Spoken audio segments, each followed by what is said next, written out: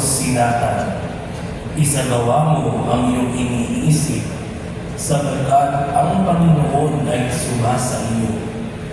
Ngunit ng gabing iyo'y sinabi ng Panginoon kay Nathan, ganito ang sabihin mo kay David, ipagtatayo mo ba ako ng tahanan? Inalis kita sa pagpapastol ng lupa upang gawing pinuno ng bayang Israel. Kasama mo akong saan mang dako at lahat ng mga kaaway ay aking ilipol. Gagawin kong dakila ang iyong pangalan tulad ng mga dakilang tao sa daigdig. Bibigyan ko ang Israel ng kanyang lupa at doon para sa kanila roon. Wala nang aalipin sa kanila tulad noong una. Buhat nang maglagay ako ng hukom nila. Magiging payapa ka sapagkat wala nang gagambala sa iyo. Bukod dito, akong Panginoon ay nagsasabi sa iyo, patatagin ko ang iyong sambahayan. Pagkamatay mo, isa sa iyong mga anak ang ipapalit ko sa iyo. Patatagin ko ang kanyang kaharian. Ikinandin ko siyang anak, at ako namay magiging ama niya. Magiging matatag ang iyong sambahayan. Ang iyong kaharian ay hindi mawawagli sa aking paningin at mananatili ang iyong trono. Ang salita ng Diyos. Salamat sa Diyos. Pag-ibig mo walang maliw ay lagi kong sasabihin. Pag-ibig mo walang maliw ay lagi kong sasabihin. Pag-ibig mo poon na di nagmamaliw, ang sa tuwing ay aking aawitin. Panginoon. At sumainyo rin. Ang mabuting balita ng Panginoon ayon kay San Lucas. Papuri sa iyo, Panginoon.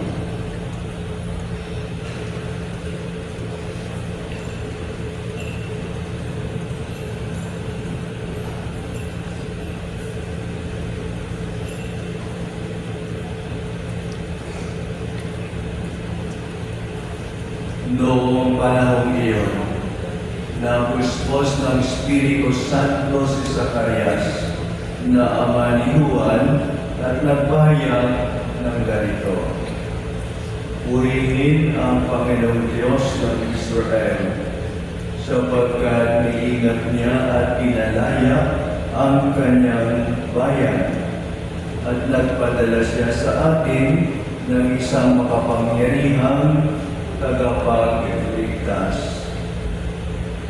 Mula sa libing ni David na kanyang lingkod, ipinangako niya sa pamamagitan ng kanyang mga banal na propeta noong una na ililigtas niya tayo sa ating mga kaaway at sa kamay ng lahat ng napupuot sa atin.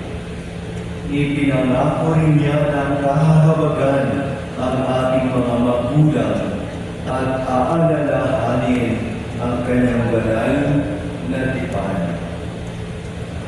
Iyan ang sumpang iniwan niya sa ating amang si Abraham na ililigtas tayo sa ating mga kaaway upang walang takot na makasamba sa Kanya at maging banal at matuwid sa Kanyang paningin habang tayo ay nabubuhay. Ikaw naman, anak, ay tatawaging propeta ng kataas-taasan, sabagat mauuna ka sa Panginoon upang ihanda ang Kanyang mga daraanan at ituro sa Kanyang bayan ang landas ng kaligtasan, ang kapatawaran ng kanilang mga kasalanan.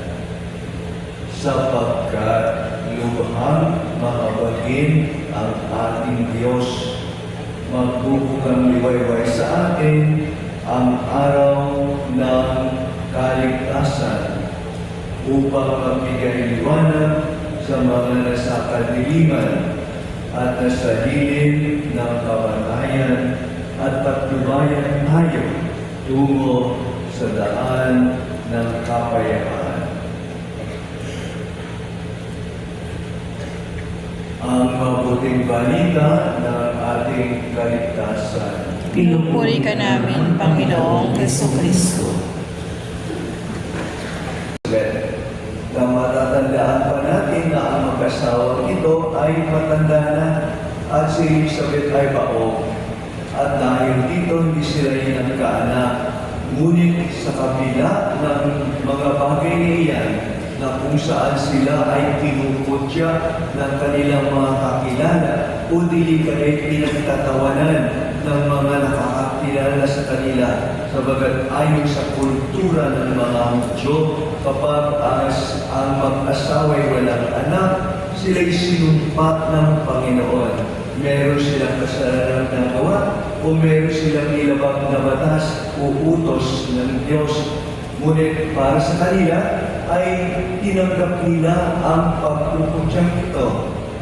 At ang kanilang ginawa ay hindi nagtampo sa Diyos, hindi nawala ng tiwala sa Diyos, pagkos sila mga ay palaging nasa templo, nagdarasal, marahil nagpapasalamat o marahil humihingi ng biyaya at umaasa na naway balang araw ibibigay sa kanila ang kanilang kahilingan. At hindi sila nagkamali. Kahit na matanda na sila, kahit baog si Elizabeth, sila pa rin ay nagkaanak at ang ipinangalan sa kanilang anak ay si Juan. Sapagkat walang imposible sa Diyos sa mga taong naniniwala at may pananampalataya. Walang imposible sa Diyos kapag ito ay ayon sa kanyang kalooban. Walang imposible sa Diyos kapag ito ay para sa ating kabutihan. At dahil doon, nagkaroon sila ng anak sa kanilang katandaan. Tunay nga ang pasasalamat kay Propeta Zacarias. Patuloy tayong magpakatotoo.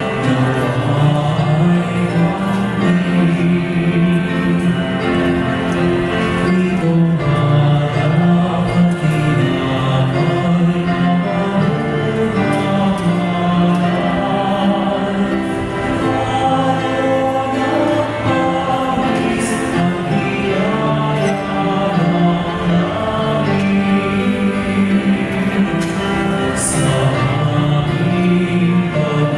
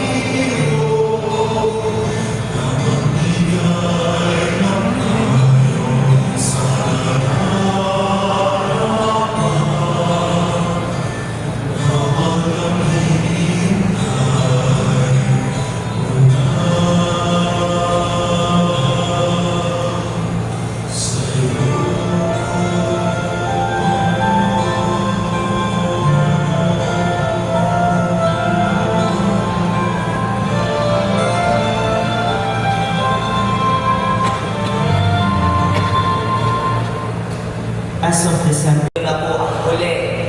Ang misa po bukas, December 25, ay kung anong oras ang schedule kapag araw na linggo. Sunday Mass schedule po tayo tomorrow, December 25.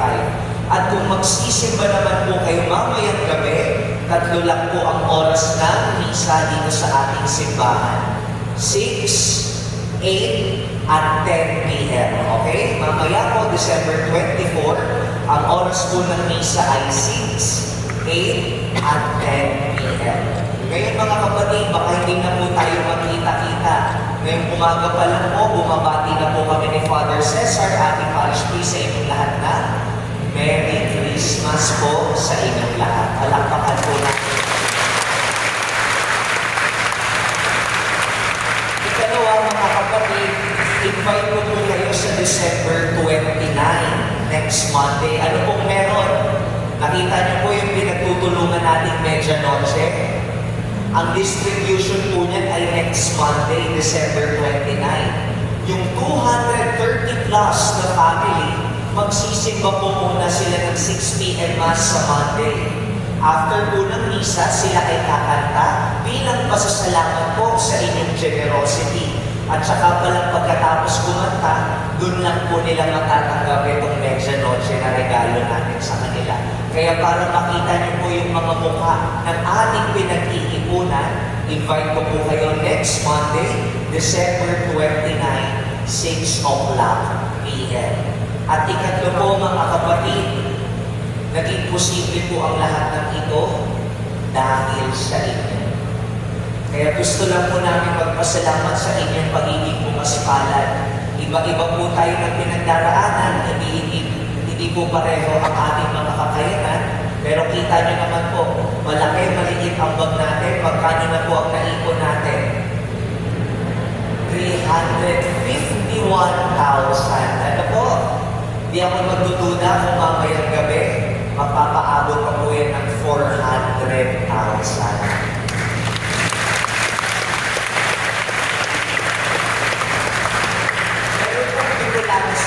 Sino po dito mga Bicolano? Alam niyo po, natutuwa po ako sa mga Bicolano. Pag sila po nagpapasalamat sa isa't isa, hindi po nila ginagamit ang thank you or maraming salamat. Alam niyo po kung anong ginagamit ng mga Bicolano? Diyos Mamalos. Alam niyo po yung tunay na ibig sabihin ng Diyos Mamalos? Diyos na ang magsukli sa kabutihan mo. Diyos na ang magsukli sa kabutihan mo. Kaya ngayong umaga po, hindi po ako magpapasalamat sa inyo. At sasabihin ko, Diyos mabalos, Diyos na po ang bahalang magsukli sa kabutihan at pagmamahal ninyo. Sa muli po, maraming salamat po at sana maging makabuluhan.